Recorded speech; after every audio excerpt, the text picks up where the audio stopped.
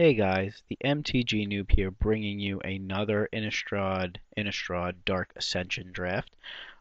This pack doesn't have much else than this crazy ass mythic. He's a 5/5 dragon, each creature you control gets pumped. I don't see anything else. I mean, I like the mythic. You can also argue that the alpha is a better pick, but I'm going to try to really commit here to red and just take it and see what happens. Oh, I'm also in a draft with this dude, this grumpy dude. Remember him? He was all grumpy and stuff.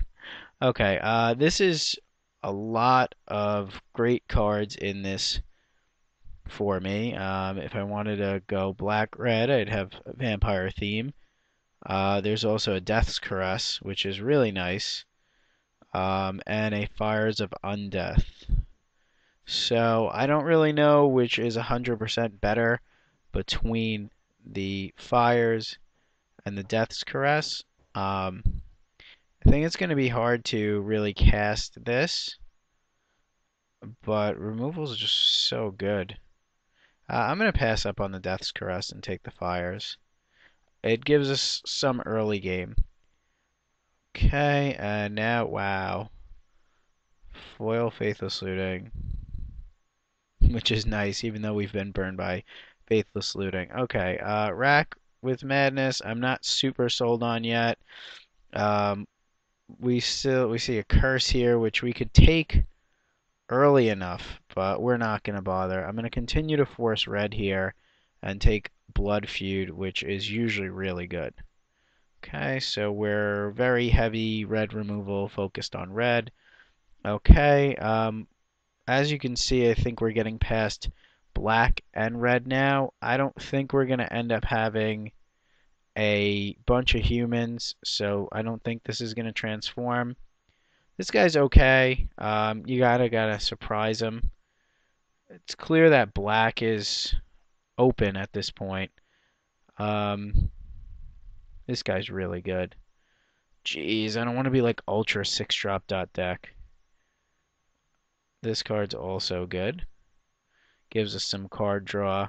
It seems like green might also be open. So of all these colors, I've been passing black a lot. Um, but it seems like I'm going to be getting past black and green. I took the vampire there. I don't think we'll be taking any more 6-drops. Okay, no more 6-drops.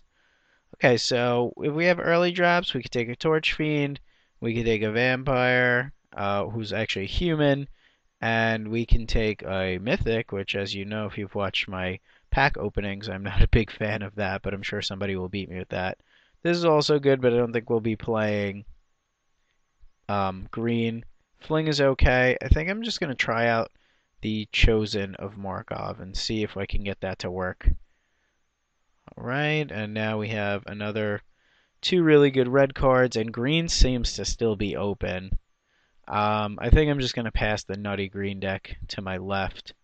Afflicted Deserter turns into a really good guy. We're not going to be able to make good use of this, so I'm going to take the Deserter and keep passing things. Okay, that's a lot of white cards. Alright, oh, he's so good.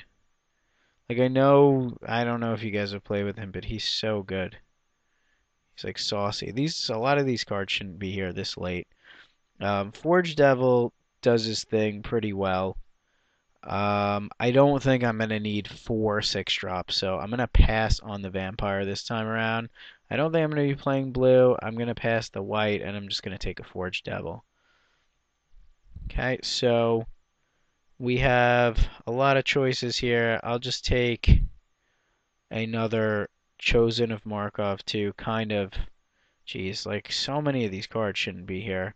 It's possible I should take a Fling, but I'm going to pass up on the Fling and just take another Chosen of Markov and try to force some vampires early on. Okay, we'll gladly take another Forged Devil. He's a pretty good guy.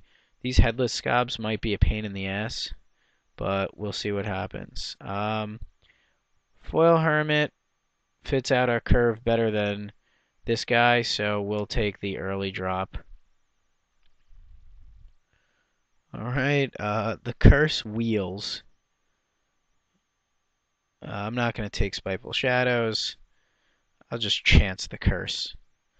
Let's see if we open some nutty curses. Alright, I'll gladly take a Black Cat to fill out our early curve. So, and a Torch Fiend is also warranted. So it seems like we're doing pretty well in our first draft, like our first pack. Hopefully we'll open some nuttiness, like a really nasty bomb in either black or red, or I'd be willing to splash for a Garruk or something pretty gross like that if we opened it up. Okay, we have some pretty good removal. I think we can hopefully open up some better removal and some more creatures. We don't want to go into too much removal. Yeah, that's a bomb worth splashing blue for. Like, look at this. Foil Slayer the Wicked. This is a really deep pack.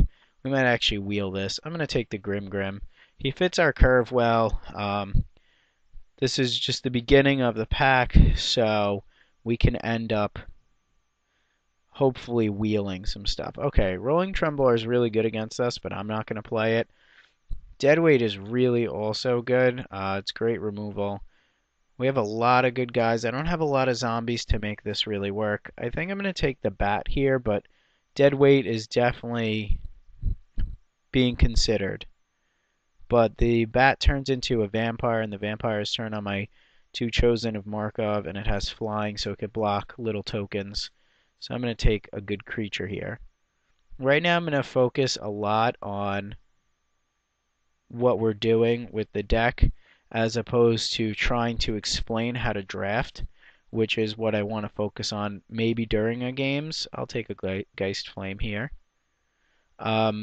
Drafting is a skill that takes a lot of practice in case you don't know that, but I'm sure you do. Okay, oof, Slurmgeist. I don't think we're going to be able to play Slurmgeist in this deck. Okay, so we're kind of want to play the Banshee, but we also want to play the Interloper.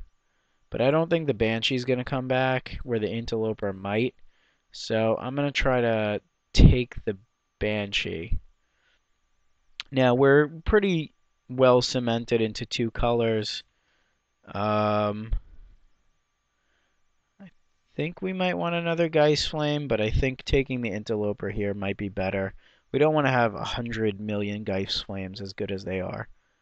Now, I'm not going to claim to be awesome at Magic. I'm not going to claim to just be like, hey, you know what? I'm the best at Magic. I'm really not. But, you know, some of my picks are very questionable.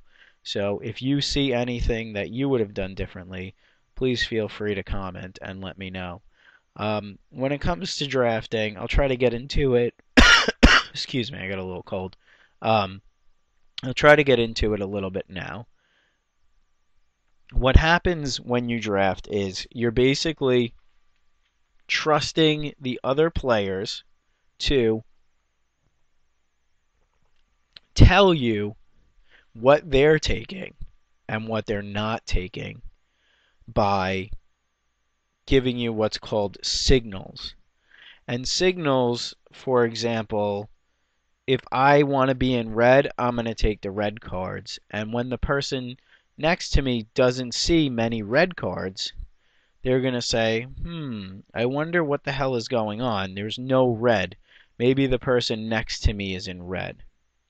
And that's going to make the person think, okay, well, this player is giving me all these really good signals. And therefore, I'm going to give them signals back in the next pack. Meaning, if I pass them really good cards that are in green and I want red cards and they're also not in red, they'll be hooking me up with some really awesome cards, hopefully. Alright, sorry, just let me... I'll take the Ghoul Raiser. I could probably get a Ghoul's Color chant later on. Meaning, so it's called signaling and it's called being a good neighbor. And if you're a really good neighbor, then you're going to get what's called rewarded. And when you get rewarded, people appreciate that you're passing really good signals and they give you cards that you might need, and that will make you very happy. I'm going to take the Knot of the Bone here, even though I could take an on-color Ancient Grudge, because I have two ways to deal with artifacts. Okay, Night Terrors is a decent sideboard card. So that's about like kind of like signaling. I hope that was clear. I know I might not have made that extremely clear, but signaling's good in draft because you want to reward and be rewarded. Now, don't get mad at me. Oh man, there's our best friend right there. God, there's so many good cards for us in here. Like, all right, don't do this ever in Magic, but I'm not gonna pass this card up. It's a it's a straight up bomb, and yes, I should be taking Moan of the Unhallowed or Victim of the Night over it, but it's possible I might wheel one of these cards, meaning they'll come back to me. So I'm just gonna snatch up Micaeus, like you didn't even see that there were better picks in the pack, and I'm gonna apologize in advance for doing that. And God damn it, why is there a mayor here? God. Alright, mayor we can deal with. I'm going to take a Victim of the Night and I'm going to give somebody a present. So that's signaling. Now, signals, this is a pack, aren't always clear. I'm just going to take this dude because he's awesome. Signals aren't always clear, meaning you can get burned based on your signals. Like, you can really get screwed over if people signal you wrong, or they open up a bomb pack 2 and they just take it. Like right there, I should have passed that white card, but I couldn't. I almost took the mayor, but I didn't. I'm going to take the Typhoid Rats. I don't like any of these other cards. This is a really good card, but I think we can deal with that. I really just hate this card, but I'll take a Typhoid Rat. It usually trades with a better ground creature. Okay. I'll take another Interloper. Sorry, I'm focusing on the draft a little at this point. And therefore, if you are a good neighbor and a good signaler, you'll get rewarded, I'd say, at least 80% of the time, unless people don't know how to draft next to you or players are just being greedy. All right, another thing you need to know when you're drafting that will make you a better player is something called wheeling, like a wheel. And I'm just going to take this. I know Pitchburn Devils is better, but I have 3 5-drops already. So I'm just going to take... God, I really can't pass up that Pitchburn Devils. He's really good. I'm going to take the Pitchburn Devils. We have a shitty curve. Excuse my language. But wheeling means in a pack, when you open it, you should be able to look at all the cards and see which ones potentially might come back. So like a pack that is very heavy with what's called playables, cards that you can play, you'll usually get something back, or like something that's really good for you and, helps you out and makes you do really well in the draft. Okay? Another thing that's awesome, this is the pack I was talking about where something would wheel. Just perfect timing. So we got back this Pitchburn Devils, which I wish I would have taken the 4-drop now, but I'll take another Pitchburn Devils. And, we got signaling. We've got what I'm going to do right now is called hate drafting. Like, I hate you. I don't need a Riot Devils. I'm not playing it. I'm going to take this Somber World Spider, even though I'm not going to play green. And the reason for that is I don't want somebody to play it against me. And if somebody plays it against me, then I might end up getting screwed over. All right, once again, I'm going to take the Spare from Evil here. I don't want somebody to play it against me and kind of, kick my butt from it. Like, I have some zombies in my deck, so I don't want somebody to play this against me. So I'll take it. Okay? That's called hate drafting. Like, if you see a card you can't deal with, you might just hate draft it, or you might just say, all right, this is going to be hard for me to deal with, so let me take it, and then I'll end up not having to deal with it later on because it'll be in my sideboard. Okay? Another thing about drafting that people need to realize is when you build your deck, you really want to get, I'd say, and this usually goes for all limited formats, which means, limited is you get the cards and you build a deck with them. Okay? It means that you want to have a certain features, like you want to always play 16 to 18 lands, usually 17. You want to have usually at minimum, I say minimum, 14 creatures. Some people say 13 and up.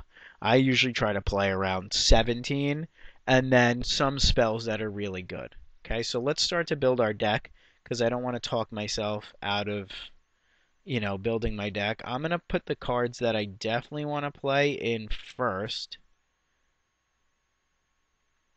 and then I'll put in the other cards that are good in my deck. Okay, so these are all the black cards I'd like to play. I'd like to play Grim, he's really good. I'd like to try to play both of these Blazing Torches. So that puts me at 11 without Black Cat, Typhoid Rats, Corpse Lunge. So these are cards I might consider. Right now what I'm doing is I'm building my curve. If you've ever taken high school math, you'll know about a bell curve. And a bell curve basically states that you should have the heavy part of your deck towards the middle of the curve. Okay, now in the deck like this, we have a really good late game, but we don't have a great early game. So you see how we're like very heavy back here in the 5 and 6 drop. Plus we're splashing for a card and we have no mana fixing, which means it's very hard for us to, get this guy into play. So in a deck like this, I might actually consider playing 18 lands because I have so many late game drops that are really good. Okay? All the cards in my sideboard, I like the rats. The cat I can live without, and I like the Corpse Lunge. I don't have enough zombies to really make this Ghoul Raiser good, so he stays in the board. So I'm at 28 cards. So you see my curve, it's very aggressive, but then the middle is like really not so great. And then the back curve is so I have like an inverted bell curve. Like my bell curve is like, nope, sorry dude, I just hate you and I suck and whatever. So now what I have to do is called cutting. Not my wrists, I cut my cards. I cut cards that really won't be great in the deck. Okay? So now I know this Vengeful Vampire seems really sweet, but he might get the cut because I have so many 5 and 6 drops. I know Pitchburn Devils are really great. I know more Kurt Banshee is really great. And all my 5 and 6 drops are like pretty excellent. So that means I'm going to try to cut some cards in the beginning. Now I like Forge Devil definitely over Typhoid Rats. So I'm going to cut those. So now I'm down to 26. Like I said, I probably want to play 18 lands in this deck. Okay, I have some creatures. If you look early on, they can't really block. So that's something to keep in mind. I also don't have too many, this does power. So at most this is going to deal 5 damage, but it's probably going to deal 2 to 3. So I'm going to cut this Corpse Lunge because I have better removal. Okay, I like all my 3 drops. This guy's okay. I'm not too scared of too many artifacts.